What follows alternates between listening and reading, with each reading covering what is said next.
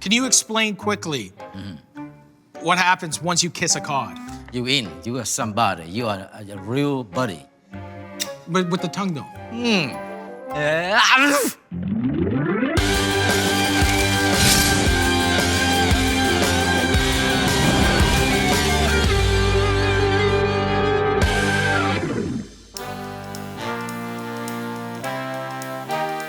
Today on It's Suppertime, we're making Cod Chowder. You!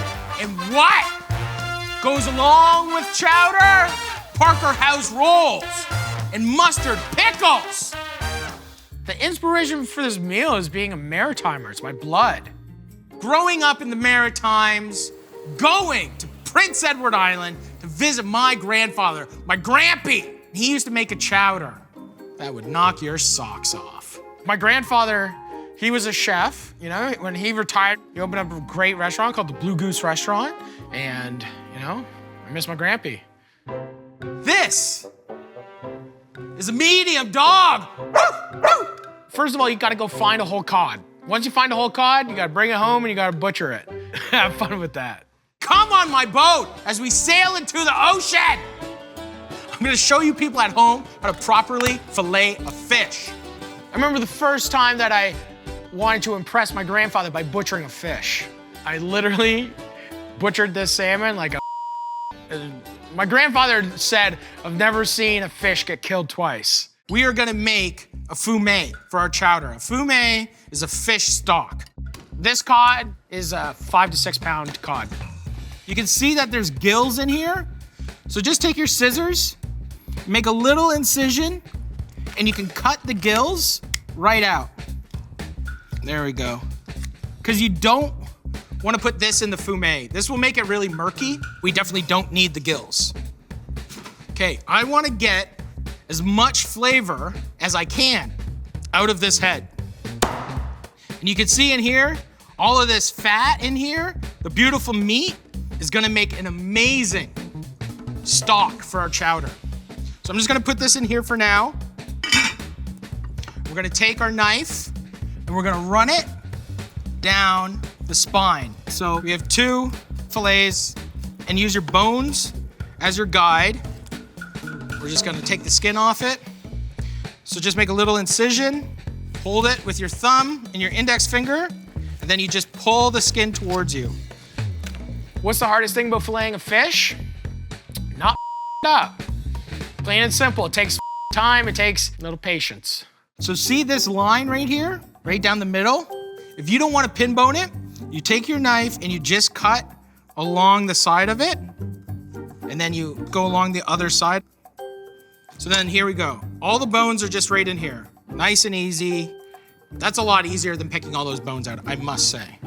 We have beautiful little fillets. You guys can do this at home. Or you can just buy fillets as well. Don't buy frozen fillets. Don't buy fillets that are already on display. Bust that fishmonger's balls and make sure that they fillet a fresh fish for you. I want nice little chunks. So I'm just gonna cut perfect big thumb-sized pieces because that will cook really nicely. So we can put this in the fridge for now. We're gonna make a fumet. We have a little bit of scrap, the split cod head, and the skeleton. Making the fumet is just a great way of using all of the fish. You know, it can't just all be cream. It has to be broth from a fish or shellfish and cream together. That's what makes chowder. 8 cups of water.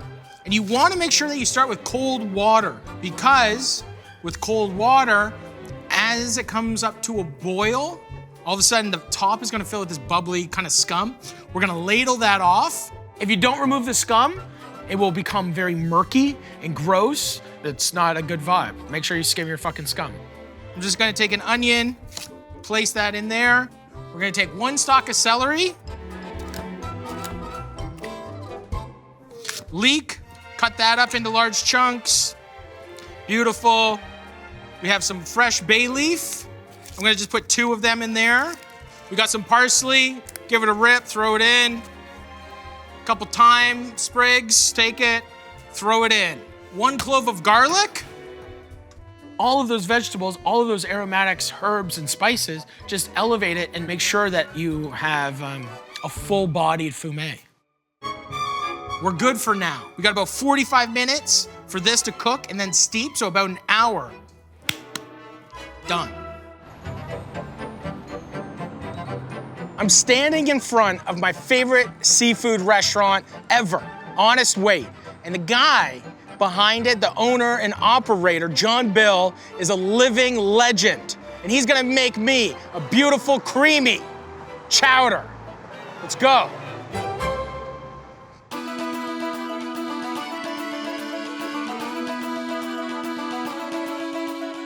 Like a chowder pretty much is cream, shellfish or fish, and potato are like the main 3 ingredients. Yes. Every house in the Maritimes has a different chowder. Absolutely. For me, it's all about shellfish. Right. In New York back in the 50s, there was a famous chef, Pierre Franey, Okay. Plaza Hotel. He made this special chowder for this guy, William B. something or other. He was a big, Right. rich dude. William he called B. it Billy B. soup. Billy B. soup. And it was like mussels and the mussel broth and cream. It was super simple.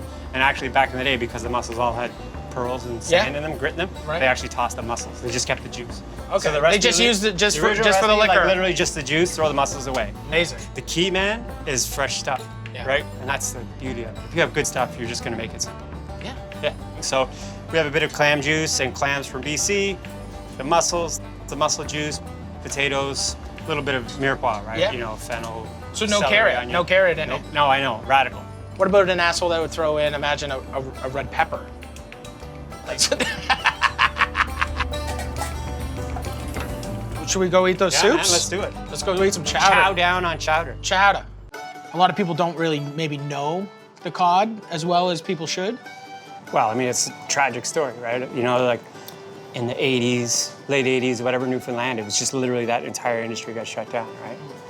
And of course, a lot of people think it was because of foreign fishing and stuff like that. But now, happily, Yeah. there is a little bit of Canadian cod happening again, right? You know, like, It's a beautiful fish. I mean, it's the fish that settled North America, right? Yeah. It's like books are written about that fish. So it's, to me, it's one of those things. Like, I think we need to respect the fact that cod is the most important fish in North America's history. Yeah. And at the same time, we just can't eat the shit out of it anymore because it's like, No.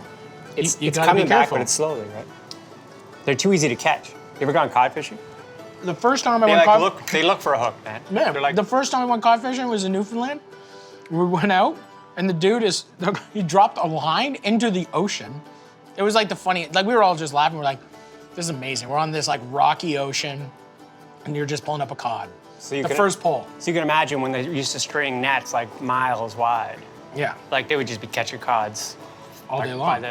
literally by the ton. These are precious commodities now, Yep. you know? So, They're the jib-jibs of the sea, you know? yeah. Everyone took all the jewels from the ocean, Exactly. and now it takes a long time for that coal to turn into diamonds. Yeah, man, absolutely. They're not just gonna like reappear instantly. It's not gonna happen like that. No, it's like, that was in the 80s. Yeah. It's like 35 fucking Well, years. like, okay, we went from the 1600s until 1990. That was a pretty good run. So now let's give them 30 or 40 years to come Yeah, back. right. You And know? people don't think about it like that way, right? Just putting it in that perspective. 1600s to the 1990s. The Earth has a different timeline than we do. If we died, Yeah. the Earth would be fine. Yeah, A couple hundred years, everything would be back to normal. because it's chill. It's Yeah. for the long haul. You're not sprinting. Mother Earth is not sprinting. What do you think, man? Come on. It's perfect.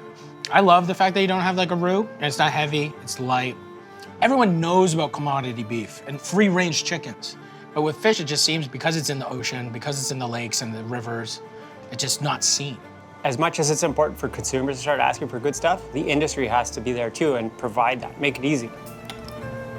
I just say thank God there's no carrots in this fucking chowder. I don't like carrots in that. Don't put carrots in your goddamn chowder. John Bill will come to your house, kick down your door, fucking scissor kick you. Pick them out one by one, then give you back your chowder. We're on the right side of life right now, you know? Exactly, bro. Got a Simple little- things. If you got a bowl of chowder in front of you, John Bill across, life's all right. Cheers, man. Cheers, buddy. Now I'm gonna stimulate you with mustard pickles. Mustard pickles are seasonal vegetables in a pickling liquid and mostly seasoned with ground turmeric. It adds flavor, it adds crunchiness. I love serving it with, You know, something like a chowder. We're gonna add 1 cup of sugar, 1 full cup of sugar, 2 cups of vinegar, 2 cups of water. We're gonna add this much salt. That's about 4 tablespoons. So I'm just gonna move this pot. Now, this is gonna boil nice and slow.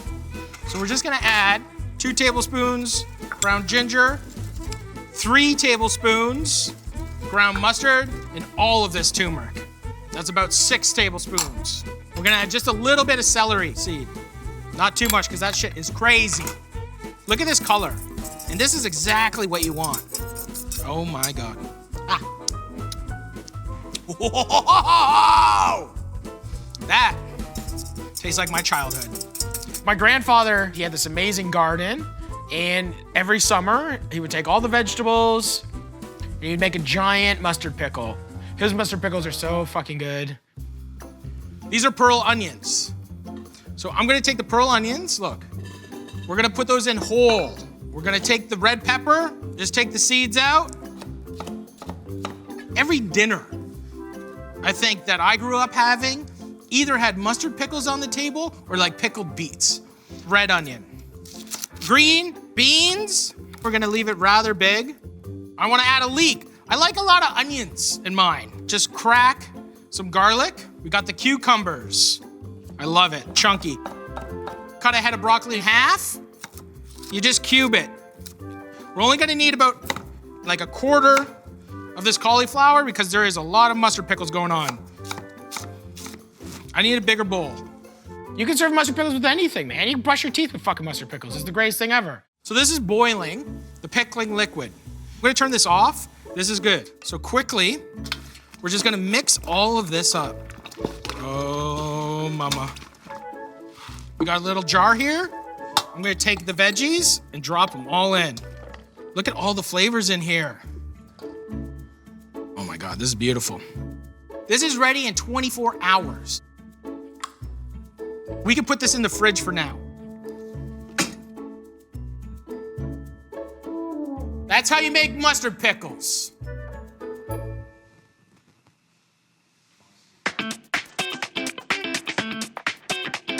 Now we have to make the base of our chowder. Oh, look at this. This is amazing. Beautiful. Single smoked bacon. Let's begin. So we're gonna cut our bacon into little cubes. A big tablespoon of butter. A little olive oil. Turn it down on low, just enough to get this bacon cooking. So as that's rendering, we're gonna cut our leek. We're just putting in all white veggies because we want our chowder to be white. I like the chowder white because it's clean, it's nice. Don't put carrots in it, you don't put yams in it, you don't put anything that's fucking cream. Like a chowder should be white, period. So 1 stalk of celery, an onion, and now it's good to go. You don't even have to use bacon in this because I'm sure there's a lot of people out there that are pescatarian or vegetarians that eat fish or whatever the fuck you want to call yourself. So if you want to just use olive oil, you certainly can. We're gonna cook this slowly, wilt this down. It's gonna be perfect. Visiting PEI as a kid in the winter is like visiting the Arctic. It is a small little island and it is cold, nasty little winters over there. And meals like this are essential to keeping the morale up on the island. So our vegetables and our bacon are all wilted down, nice and buttery, the bacon fat working in there. The fumet, we only cook this for about 45 minutes. So I'm just gonna turn this off. Beautiful. Get a little strainer, and now we're gonna just pour this through the strainer so we don't have any chunks. Bring it up to a boil, and then we turn it down real low. This smells amazing. No chowder is complete without a PEI potato. The PEI potato is the golden standard. It's the best potato in the world. It's the best fucking soil in the world, and it's the greatest. PEI is like the greatest place in the world, man. And these potatoes in our base are gonna add a little starchiness to it, and it's gonna help thicken it up. How do you guys feel at home? Following along, learning? I'm here sweating to death for you. You fucks. Now now I get to show you how to make a perfect Parker House roll. It's just like a perfect kind of like crunchy on the outside, nice and buttery. That sea salt, crunchy, inside it's just soft. It's like homemade Wonder Bread. It's just like a soft, crunchy, not even that crunchy, it's just soft and hot and buttery, and it's fucking good, man. The first thing we need to do is activate our yeast. This is dry active yeast. This is 1 packet. Get it all in there. A 1/4 cup, just tap water. We're just gonna add a little bit of sugar, and that needs to stand for about 10 minutes to bloom, to activate, to come alive, that yeast. My grandfather's rolls, when he passed away, he got like the front page in like the Charlottetown paper or whatever for PEI. And when they mentioned, you know, what kind of a man he was and all that kind of shit, it's amazing. He was a great man, did a lot for his community. But I always laughed, like they mentioned his rolls, you know? John Matheson's rolls, man. We got 4 tablespoons of sugar, 2 tablespoons of salt, 1 cup of milk. And we have a bread hook on here if you wanted to know that. We have 1/4 cup of melted butter. We're gonna add 3 whole eggs. 2, 3. And then we're just gonna crank this up a little bit. We're gonna add some flour, 4 cups. You always add all your wet and then your dry. This mixer, what is fucking? I like to mix my mixer. We would sleep in the booths in my grandfather's restaurant, and we would fucking wake up. We'd have these fresh rolls, and we put butter and jam on them. Every meal we had a roll. So our doughs come together for 5 minutes. Oh yeah, this is what you're looking for. Flour your surface. And we're just gonna knead this a little bit. Just knead it away from you, and then you pull it back, and you kind of like slide it, knead it. Just a little canola oil so it doesn't stick. Boom. That's good to go. Tie it nice and tight. Now this dough is gonna rise. So put it in like a warm place in your kitchen. It'll take about an hour to double in size. And if it hasn't risen in about an hour, your dough's fucked or it's too cold. Look at this bad boy. This has risen perfectly. We're gonna roll this into a rectangle. So it's about a 1/4 inch thick. And then we're just gonna cut. So now I'm gonna just put butter on half of these motherfuckers. And we're just gonna wipe the sides, wipe her down. Take our Parker House rolls and lay them in. The butter envelopes in the Parker House rolls are very important because when you open up that roll, it's just like, there's like that little butter pocket, and it's just like, what the fuck, who doesn't like a butter envelope? Are you mental? Like, what the fuck's your problem? That is gonna rise again, half an hour. So make sure you put this in another warm place, and this is gonna rise, and then it is gonna be good to go. You can't bullshit with baking. If you add a little too much flour, or not enough salt, or not enough sugar, fucking 3-4 degrees over or under, or baking is crazy. Or it's not crazy, it's just like, it's scientific. My brain is not made for baking. Look at these little fucking scrumptious little blankets of joy. I'm gonna make a fucking egg wash. We're gonna add an egg. We're just gonna paint, oh mama. Egg wash makes it nice and golden brown. Now we're gonna add some sea salt, go down to the sea, grab some salt, and lots of sesame seeds. I'm gonna put these in the preheated oven at 350 for 45 minutes, and these are gonna come out golden fucking brown.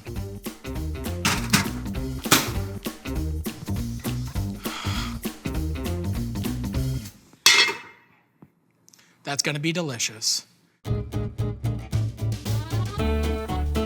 This chowder, look at this base. The bacon, the potatoes, look at that. That's just the base. We have cream. We are gonna pour all of it. Look at that. Every drip, drop, drop. We do not want this to fucking boil. People can make a lot of mistakes. Yeah, you boil that chowder too hard, it's gonna fucking split and get gross and clumpy, and people are gonna be like, what the fuck's the matter? You're like, you're a fucking idiot. That's what happened. We're gonna just drop our little pieces. Holy fuckaroni. This is chowder, buddy. So, this is Napa cabbage. Napa cabbage is very important because it's so soft and it doesn't need to braise like regular white cabbage. It has a real sweetness to it, and I think the sweetness really adds to that chowder. In about 10 minutes, this is gonna be done. Food loves me. Perfect. Woo! Look at these fresh baked goddamn rolls. Do you hear that? Do you know what that sounds like? Victory. Look at this. Oh my God. Wow. That's so light and nice. One last final thing. So now, we're gonna add a little bit of salt, like 2 big tablespoons. This one's for Grampy. You put this on in the middle of the winter, someone will die because they go insane and they kill everyone in the house. Someone eats this and it blows their mind and they have to destroy everyone within a fucking 100 yards because no one can know how good this is. Because then they would want to fucking go in and eat their chowder and they want it all to themselves. This is fucking good. Okay. I'm stoked on this. See all this hard work? Where's my ladle? Fuck, man. Ray! Whoa! Here you go, baby. Thank you, baby. Here, try this. This is really fucking good. Try this. Just the cream. Just try this. Does that bring you home? Very sexy. Look at this. We got some nice chives here. You sweating, man? Yeah, I'm fucking sweating. That's how you make a goddamn fucking chowder. Ah! Where's the pickles at? They're beautiful. Right. Mustard pickles. Oh.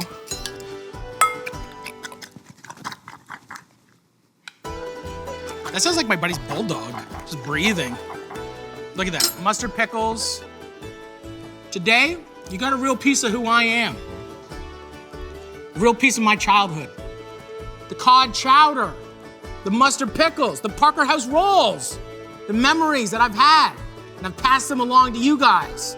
I think my grandfather would be very pleased. I've become a little bit of a better chef since, you know, when I butchered that fish in front of him, and Grampy would love that, man.